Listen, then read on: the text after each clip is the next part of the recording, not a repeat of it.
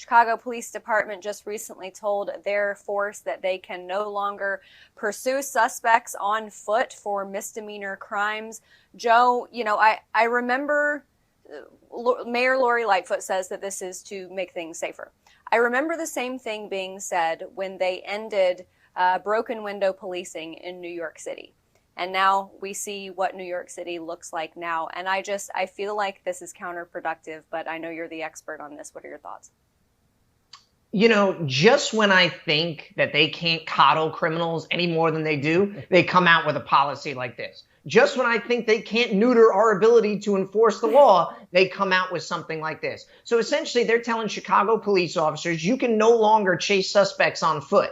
And if that's not a clear message to criminals in that city that all you have to do is run from the police and we're not going to chase you, it's going to be like the Wild West, as if it's not already. I mean, residents already don't feel safe walking the streets of their community in Chicago. And now you come out with this. I mean, the ignorance of this policy is completely baffling. But we're not seeing it just in Chicago. In Philadelphia, they want to stop traffic stops for minor violations. That is a huge crime fighting tool for us. In 2020, 42% of the illegal guns pulled off the streets in New York, you guessed it, a traffic stop. And, they try to sell these policies to the community by saying this is going to help the minority members of their community, when in fact, it does the exact opposite. Because who's disproportionately impacted by violent crime in this country?